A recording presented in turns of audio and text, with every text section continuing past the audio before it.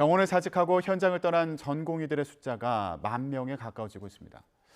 전공의들은 병원 현장에서 수련, 또 조력하는 역할을 하는데 이들이 떠나면서 의료 공백이 커지고 있죠. 갈등의 타협점은 없는 걸까요?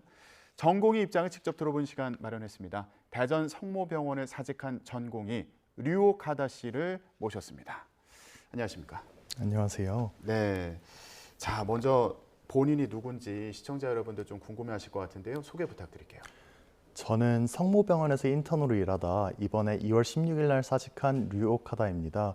저는 대전에서 의과대학을 나왔고 이제 레지던트도 대전에서 이제 남아서 응급실에 이제 종사를 하면서 지역 의료와 필수 의료를 위해 이제 몸바칠 생각이었습니다. 네. 지난 16일에 사직 대열에 합류하신 건가요? 저랑 저 동료 하나가 제일 먼저 사직 스타트를 끊었습니다. 그러셨군요. 결심을 하게 된 배경은 뭐였습니까? 사실 이제 제 결심을 말씀드려야 될 것 같아요. 저는 개인 자격으로 나온 것이니까요. 예. 저 같은 경우에는 이제 정부의 필수 의료 패키지와 2,000명 증원을 보면서 사실 어떠한 통계적 근거도 찾을 수 없었고요. 어떠한 정부의 뭐 명확한 근거나 자료나 혹은 설득이나 대화 의지나 이런 것도 볼 수가 없었습니다. 저희가 그냥 직장이 마음에 안 들면 직장이 마음에 안 들고 미래가 없다 이렇게 느낄 때 그만둘 수 있지 않습니까? 그래서 저는 개인적으로 16일 날 저 그만두겠습니다 했을 뿐이고 이제 동료들도 같이 갈 사람은 나랑 같이 떠나자 이렇게 얘기한 것일 뿐입니다. 예. 정부에서는 업무 개시 명령을 발동한 상황이죠. 지금 현장의 상황 어떻습니까? 제가 일단 어떤 직도 맡고 있지 않아서 사실 다른 상황은 잘 모릅니다만 이제 업무 개시 명령 같은 경우에 저희는 이렇게 생각을 하고 있습니다. 누구나 국민 여러분 누구나 언제든지 원할 때 저희는 강제 노역을 하지 않을 수 있고 직업 선택을 할 수 있는 자유가 있습니다. 그렇기 때문에 저는 이제 그냥 직장을 그만두고 업을 그만둔 것이고요. 그렇습니다. 네. 정부에서는 강경하게 대응하겠다는 입장인데 이거에 대해서는 어떻게 보고 계세요? 그러니까 정부가 자꾸만 파업, 단체 행동, 강대강 이런 식으로 이제 몰아가고 있는데요. 저 입장에서는 사실 되게 좀 어이가 없습니다. 이런 거죠. 그러니까 저희는 정말로 개개별로 사직했을 뿐이고 이제 사직의 물결을 만들어내고 있습니다. 그리고 이제 막 환자분들의 뭐 환호의 목소리 이런 것들도 저희가 이제 주의 깊게 보고 있는데요. 예. 근데 보면 환자분들이 이제 을이니까 좀 돌아와 달라 이런 말씀들을 하시는데 환자분들도 을이고 옆에서 발 동동 구르는 보호자분들도 을이고요. 그 다음에 이제 병원에서 100시간 가까이 일하면서 매우 힘들어하고 200만 원, 400만 원 받는 전공의들도 을입니다. 지금 을과 을이 뭉쳐서 갑인 정부와 싸워야 할 때입니다. 을과 을이 뭉쳐야 된다고 말씀하셨지만 환자들 입장에서는 촉각을 다투는 경우도 있잖아요. 환자 생명을 볼모로 잡는 건 옳지 않다 이런 지적을 하는 경우도 있는데 이런 여론에 대해서는 어떻게 보세요? 저는 개인적으로 절대로 환자가 죽어서는 안 된다고 생각합니다. 저도 사직할 때 이제 가장 고민됐고 마지막에 망설였던 거는 이제 병동에서 그리고 중환자실에서 전 중환자실 담당이었거든요. 마지막에 중환자실에서 이제 저를 기다리고 있고 이제 제 손에 이제 생명을 맡겨놓은 환자분들이었습니다. 그렇지만 이 정책이 시행되고 우리나라에 이제 정말 의료 체계와 그런 것들이 무너진다면 미래에 수십만의 환자들이 죽을 겁니다. 저는 그렇기 때문에 지금 직장을 그만둔 것입니다. 환자들의 어려움을 생각한다면 혹시라도 병원에 남아서 뭔가 타협점을 찾을 방법은 없었을까?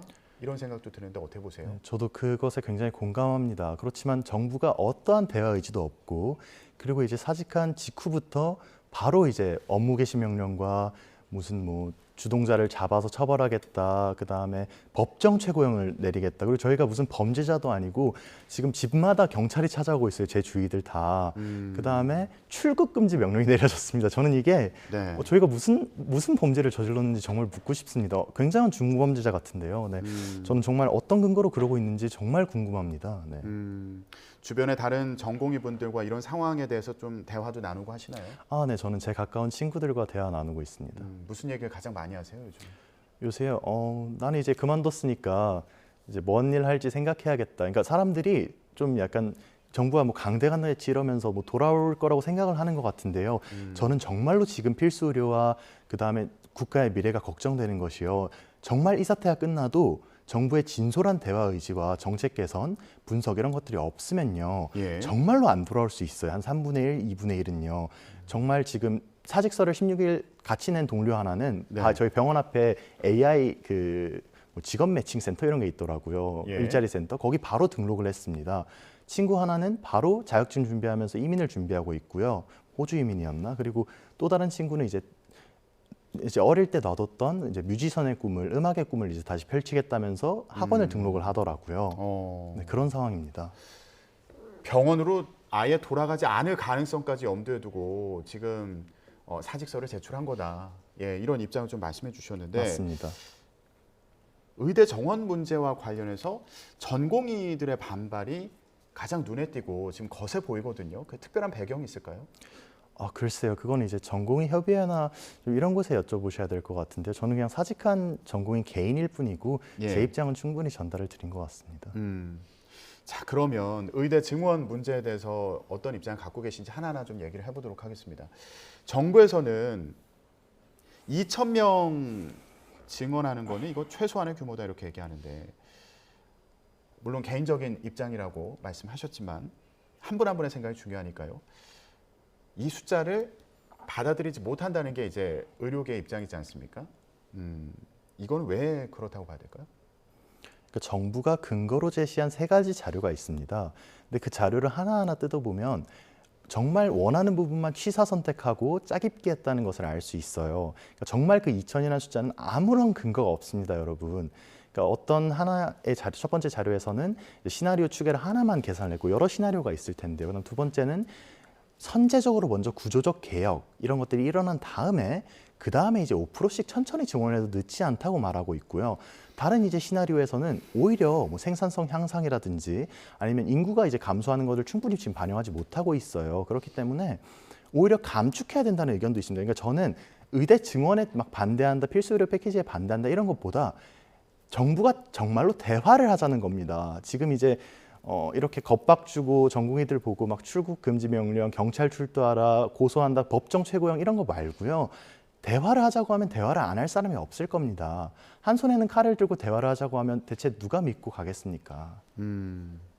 정부의 진정성 있는 대화 노력이 부족하다는 말씀을 계속 해주고 계신데, 그렇다면 시민들 입장에서도 한번 얘기를 해볼게요.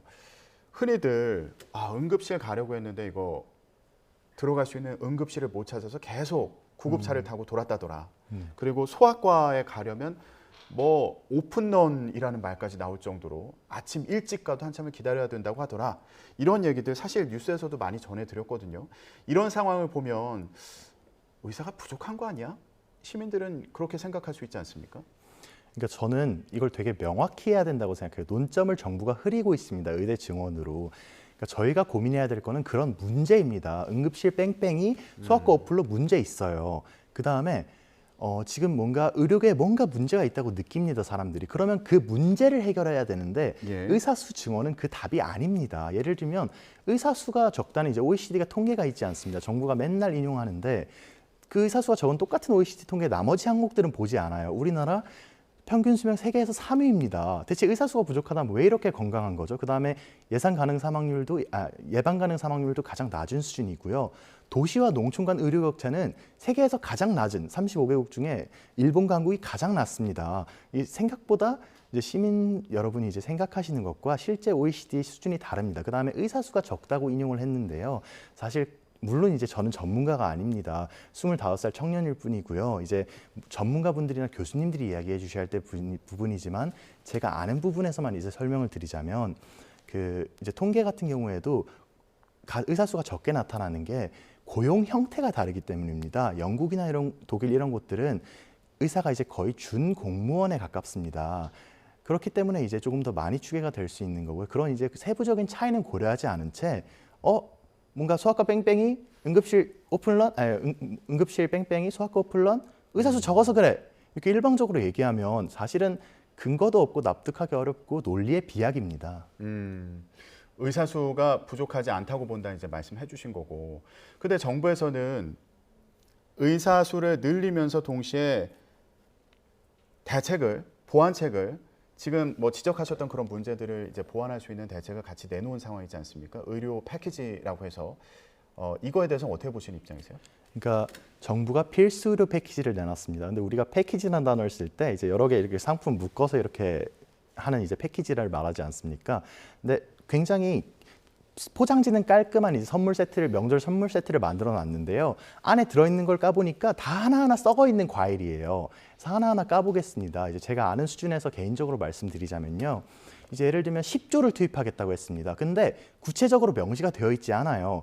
예를 들면 뭐 사실 이제 저출산 예산이 뭐 280조가 쓰였다 이런 얘기하는데 거기에 방범용 CCTV 이런 예산 들어있다는 거 많은 분들 아실 텐니다.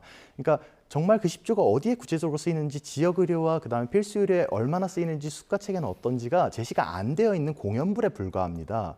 그다음에 예를 들면 이제 뭐 면책 이런 조항들이 있어요. 공제나 면책이나 의료 소송에 대한 부담을 줄이겠다고 했는데 거기에 예를 들면 성형이 빠져 있습니다. 근데 저희 사지 접합술, 그러니까 손가락 잘렸을 때 붙이는 거요. 성형외과가 합니다. 그다음에 지난번에 칼부림 사건들 있지 않았습니까? 그중 환자분 중 한 분이 뭐 여러 병원으로 가신 걸로 알고 있는데 그런 것들 이제 막 칼부림 났을 때 꼬매는 거 성형외과에서 합니다. 왜 이거는 필수 의료가 아닙니까? 네. 필수 의료 정책 패키지에서 필수 의료 분야 의료 수가를 높이기 위해서 10조 원 투입하겠다. 이 부분에 대해서도 구체성이 떨어진다. 공연불에 불과하다 이렇게 말씀하셨고 의료 사고 관련해서 형사소송 부담을 완화하겠다고 발표한 내용과 관련해서도 일부 진료 항목이 빠져 있는 부분에 대해서 이제 문제를 지적을 그리고 해주신 사실 거고요. 그거는 전체적인 문제가 있습니다. 특례법을 만들겠다고 했는데요. 특례법을 물론 발의는 정부가 할 수 있지만 통과시키는 건 국회입니다. 그러니까 저희가 대체 뭘 믿고 통과될 거라고 알 수 있겠습니까? 그렇지 않습니까? 네. 이거 결국 법이 국회에서 통과가 돼야 되는 건데 이거 확신할 수 있느냐? 네. 예. 자, 그리고 이 필수 의료 정책 패키지를 보면은 의사들이 지역에서 근무하도록 유인하는 그런 정책을 또 포함하지 않았습니까? 이 부분은 어떻게 보세요? 저부터도 이제 충청, 경상, 전라가 만나는 삼도봉 아래에서 이제 산골에서 살았어요. 그리고 이제 대전 지역에 의과대학을 나왔고 대전 성모병원을 이제 나와서 응급의학과로 진학을 해서 응급실에서 이제 지역 의료 이제 필수 의료를 위해 일할 생각이었던 사람입니다. 이런 저조차도 지금의 정책에 실망하고 이렇게 의사들을 핍박하는데 대체 내가 이 사명감이 부정당하고 정말로 이 사명감을 군홧발로 짓밟는 느낌입니다. 근데 어떤 지금 유인책이 소용이 있겠습니까? 지금 정부에서 내놓은 그런 지역에서 의사들이 일할 수 있는 환경을 만들겠다 이런 유인책에 대해서도 지금 신뢰할 수 없다는 입장을 밝혀주신 거고요. 자, 그러면 일단은 이런 보완책과 상관없이 일단 의사가 부족하지 않다는 입장을 갖고 계신 거잖아요. 근데 앞서서 제가 왜 이렇게 전공의들이 더 적극적으로 나서는 것 같다 이 부분에서 질문을 드렸는데 왜 그 질문을 드렸냐면 전공의들 같은 경우에는 뭐 100시간 가까이 일한다더라 이런 얘기도 있더라고요. 예. 그러면 의사가 더 늘어나면 전공의들 입장에서는 근무 여건이 더 나아지는 거 아닐까라는 생각이 들었기 때문이거든요. 어떻게 보세요? 그러니까 그 얘기를 굉장히 많이 듣습니다. 근데 이제 그런 게 있어요. 병원 입장에서는 싼 의사를 많이 쓰고 싶어 합니다. 그게 수익을 극대화하니까요. 그렇기 때문에 병원 입장에서는 환자가 이제 막 빅5 병원들은 막 몇 개월 몇 년씩 밀려 있지 않습니까? 그러면 빅5 병원 입장에서는 이 200만 원, 400만 원 하는 전공의들을 88시간으로 법적으로 돼 있지만 실제로는 100시간 이상이랍니다. 그 사람들을 2배 늘어났을 때 일을 절반으로 과연 줄일까요? 아닙니다. 100시간 일하는 400만 원짜리 전공의를 2배로 그냥 늘릴 뿐입니다. 전공의들의 이제 그러니까 수련 환경이나 이런 것들은 전혀 개선되지 않을 거예요. 지금 말씀을 쭉 정리해 보자면 일단 정부에서는 의사가 부족하다고 하지만 다른 여러 가지 그 환경 그리고 수치를 봤을 때 의사가 부족한 환경이라고 볼 수 없다. 의료 서비스의 질이나 수준이 높은 상황이다. 이 말씀이시고 의사가 늘어나도 전공의 입장에서는 근무 환경이 좋아질 거라고 생각하지 않는다라는 입장이시고 또 정부에서 발표한 그 보완책과 관련해서도 신뢰할 수 없다. 이런 입장을 밝혀주셨습니다. 혹시 하나 짚고 넘어가도 괜찮겠습니까? 네, 말씀해 주시죠. 계속 질문을 하실 때 예를 들면 제가 계속 이제 의대 증원에 반대하는 것처럼만 이야기를 하시는데요. 저는 어쨌거나 물론 이제 저는 개인적으로는 의대 증원이 아니어야 된다는 쪽으로 이제 통계나 해석이나 그렇게 내리고 있습니다만 어쨌거나 가장 중요한 거는 정부가 학계와 환자들과 이제 현장의 전공의와 의사들의 소리를 듣고 충분히 대화하자는 것입니다. 일단 대화 시작을 지금 안 하고 있지 않습니까? 네, 저는 대화를 먼저 하자는 겁니다. 네. 자, 그런데 전공의들 같은 경우에도 물론 의사가 늘어나면 근무 여건이 나아지지 않을 것이다라는 부분에 대해서 말씀해 주셨는데 병원을 이용하는 환자 입장에서는 사실 전공의들이 더 많으면 좋은 거잖아요. 이런 관점에서 봤을 때 저희가 유튜브로도 지금 생중계를 해드리고 있는데 좀 그런 반응들이 있습니다. 그러니까 환자나 또 시민의 입장에서 봤을 때는 의사들의 주장을 이해하기 어렵다는 반응도 있잖아요. 예, 네. 이런 여론에 대해서는 좀 어떻게 보시는지 이것도 궁금합니다. 그러니까 그런 여론들까지 이제 충분히 수렴해서 그러니까 단순히 총선용 포퓰리즘 정책이 아니라 정말로 우리의 지금 의료 문제가 있잖아요. 현안이 있지 않습니까? 네. 말씀하신 거 전부요. 뭐 소아과 오픈런, 응급실 뺑뺑이, 그다음에 뭐 산청 이런 데서 4억의 의사를 못 구한다. 그다음에 뭐 대기 시간이 너무 길다. 이런 것들 다 문제가 있어요. 예. 그렇지만 실제로 좋은 수치들도 있고요. 말씀드린 것처럼 예방 가능 사망률이 낮고 평균 수명이 길고 그다음에 예를 들면 무릎 수술 이런 것들요. 캐나다 이런 데 2년씩 대기합니다. 우리나라는 2차 병원이요. 다음 날 받을 수 있어요. 이런 것들 종합적으로 잘 고려해서 판단한 다음에 예. 그런 이야기를 충분히 듣고 수기를 거쳐야 합니다. 우리가 왜 민주주의 국가입니까? 수기와 논의를 거치는 것 아닙니까? 지금은 정부가 정말 일방적으로 보건 의료 독재를 하고 있다고 생각합니다. 이 예. 독재에 국민과 의사와 환자와 보호자들이 모두 맞서 싸워야 합니다. 알겠습니다. 가장 강조하시는 부분이 결국에는 제대로 소통을 해서 대책을 마련해야 된다. 이 말씀이신 걸로 이해가 됩니다. 지금 소통 맞습니다. 과정을 가장 큰 문제로 지적을 하시는 것 같은데 그러면 물론 앞서서 뭐 주변에 계신 분들이나 이제 본인도 지금 안 돌아갈 수도 있다 이렇게까지 말씀하셨지만 뭐 돌아갈 가능성 전혀 없는 겁니까? 어떤 경우에 돌아갈 수 있다고 생각하세요? 일단은 저는 이번 사태에 굉장히 실망을 많이 했고 만약에 사태가 끝나더라도 이제 의사라는 업을 던지고 그 다음에 산골에서 이제 뭐 낮에는 밭을 메고 밤에는 글을 쓰고 이럴 생각을 개인적으로는 가지고 있습니다만 주위는 이제 돌아갈 사람들이 있겠죠. 그럼 이제 주위 전공의들은 제 친구들은 어떤 생각이냐? 개인적으로 이제 말씀드린 겁니다. 대전협이나 의협이나 이런 것과는 상관없이 이제 제 친구들을 얘기를 해주면 일단은 지금 정책을 전면 백지화해야 됩니다. 그리고 처음부터 논의를 다시 시작하자고 대화를 합시다. 제발요. 이건 간곡하게 호소드리고 싶어요. 학계와 전문가들과 그리고 일반 시민분들의 충분한 논의와 수기를 거칩시다. 예. 그다음에 또 말씀드리고 싶은 건 지금 자행되고 있는 전공의들에 대한 이런 불법적이고 굉장히 거센 압박들과 이제 협박들, 겁박을 멈추어 주세요. 저도 개인적으로 많이 무섭습니다. 저는 감옥 갈 각오를 하고 있어요, 지금. 예. 네. 알겠습니다. 앞으로의 논의 과정이 중요할 것으로 보입니다. 류옥하다 씨도 의료 현장으로 다시 돌아가실 날이 오기를 저도 지켜보도록 하겠습니다. 지금까지 대전 성모병원에 사직한 전공의 류옥하다 씨와 함께 얘기 나눠봤습니다. 말씀 고맙습니다. 감사합니다.